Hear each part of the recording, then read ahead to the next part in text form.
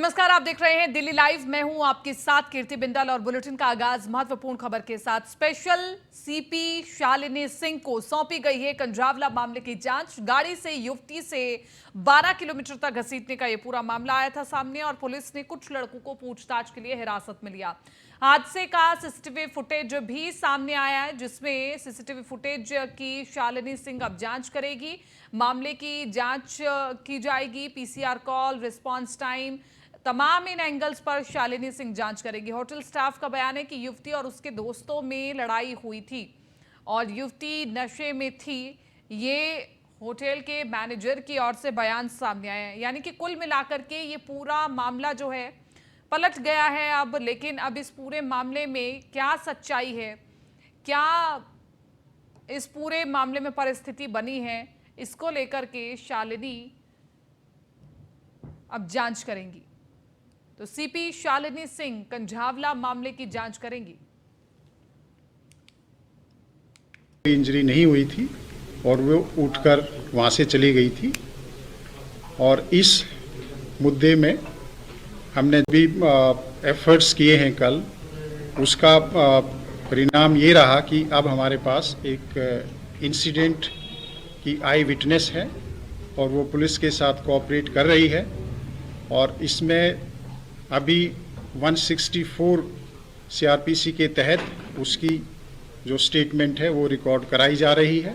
यह दिल्ली पुलिस के लिए इस केस के इन्वेस्टिगेशन में एक सिग्निफिकेंट डेवलपमेंट है और जो एक्यूज्ड हैं उनको एक तरह से सज़ा दिलाने में हमारे लिए महत्वपूर्ण साबित होगा।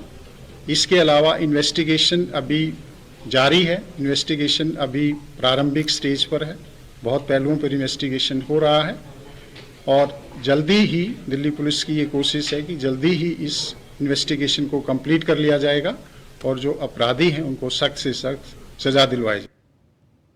दिल्ली के कंझावला में युवती को कार से घसीटे जाने के मामले में भीम आर्मी के चीफ चंद्रशेखर आजाद ने युवती के पैतृक गांव सुल्तानपुर में उनके परिजनों से मुलाकात की। साथ ही उन्होंने पुलिस की कार्यशैली पर सवाल उठाए और आरोपियों के लिए सख्त से सख्त सजा की मांग की। आपको बता दें कि इससे पहले कल आम आदमी पार्टी नेताओं ने युवती के परिजनों से मुलाकात की थी और पुलिस से पीड़ित परिवार को न्याय दिलाने की मांग की थी।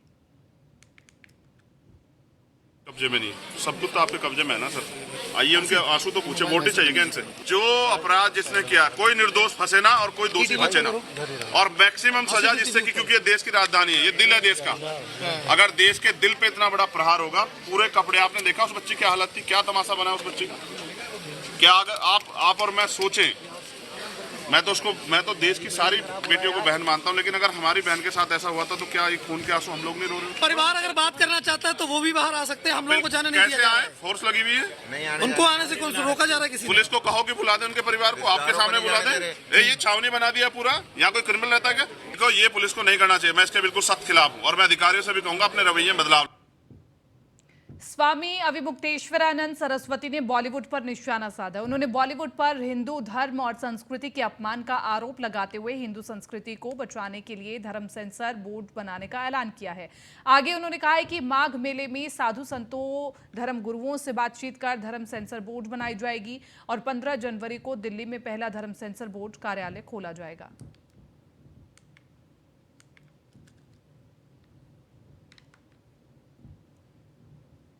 तो उनके अंदर जो ऐसा दृश्य है जो चुभ रहा है, जो संवाद है जो चुभ रहा है, उसके बारे में उसके निर्माताओं से चर्चा करके उसको बदलवाना। और दूसरे जो नई फिल्में बन रही हैं उनमें ऐसे दृश्य ना आ सकें, इसके बारे में एक सुनिश्चय बनाना। यही दो कार्य है जिसके लिए हम कार्य करेंगे। एक तो जो लोग हमको कहेंगे कि यहाँ इस फिल्म में ये दृश्य खराब है, उसका हम अध्ययन करेंगे। अध्ययन करके उसके निर्माता से चर्चा करके उसको बदलवाने की चेष्टा करेंगे। और जो नई फिल्में बन रही हैं उनको एक गाइडलाइन, जो कि 19 जनवरी को प्रयागराज के माघ मेला क्षेत्र में संतों महंतों की उपस्थिति में हम इस संस्था की ओर से जारी करेंगे। दिल्ली के सुल्तानपुरी में लड़की के साथ हुई दरिंदगी को लेकर के लगातार मामला गरमाया हुआ है। मुख्यमंत्री अरविंद केजरीवाल ने ट्वीट कर बताया कि पीड़िता की मां से बात हुई, बेटी को न्याय दिलवाएंगे।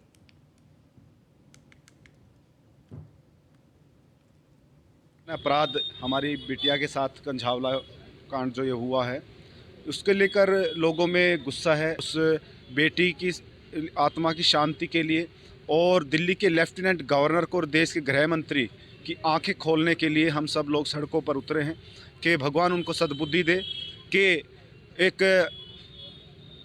कंबल नहीं होने के कारण डूसिब के सीईओ को जिस तरह से सस्पेंड किया गया, रैन बसेरा में एक कंबल के लिए उनको सस्पेंड कर दिया गया, लेकिन एक बेटी की जान चली गई। भारतीय जनता पार्टी का एक मंडल अध्यक्ष शामिल है।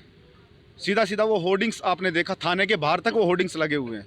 तो इसके अंदर मुझे लगता है कि सिर्फ एलजी साहब का ये कह देना कि मेरी आंखें शर्मसार है, मुझे लगता है कि इससे बेतुका बयान नहीं हो सकता। तो जघन्य अपराध हमारी बिटिया के साथ कंझावला। दिल्ली में एक आम बात हो गई है कि बेटियों के ऊपर ये दुराचार और ये होता चला जा रहा है, और दिल्ली की जो हमारी होम मिनिस्ट्री है वो उसके लिए कुछ कर नहीं रही है।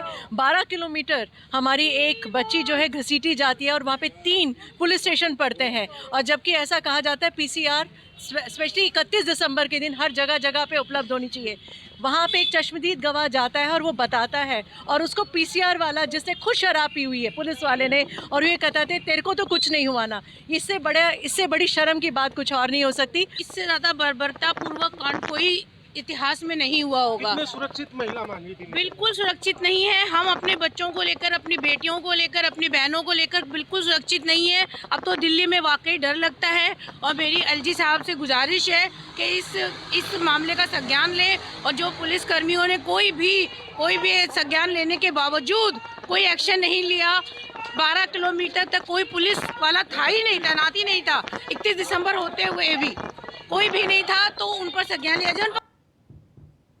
दिल्ली एनसीआर मेरठ में hymns hospital and institute of integrated medical science ने 1000 बेड का नया अस्पताल खोला है, जिसमें नेचुरल थेरेपी, आयुर्वेदिक, योग और ठीक खान पान के तरीके से कैंसर, किडनी, लिवर और थैलेसीमिया की लाइलाज बीमारियों का इलाज किया जा रहा है। इसके साथ ही थैलेसीमिया से ग्रसित बच्चे को यहां ठीक किया गया, जिसे पहले हर महीने खून चढ़ाना पड़ता था।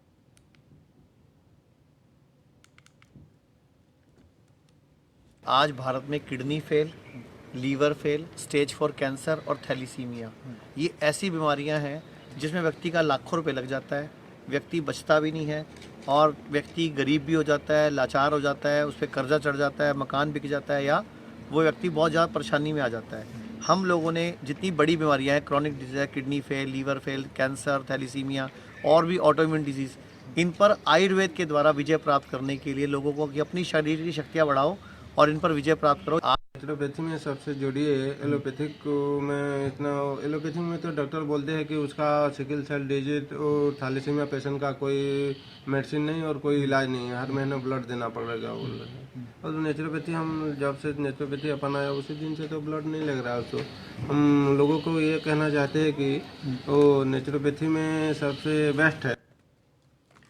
दिल्ली के द्वारका में घोषित अपराधियों के खिलाफ एक विशेष अभियान लगातार चलाया जा रहा है। द्वारका पुलिस ने कार्रवाई करते हुए चोरी के कई मामलों में अदालत द्वारा घोषित अपराधी को जेल भेज दिया है।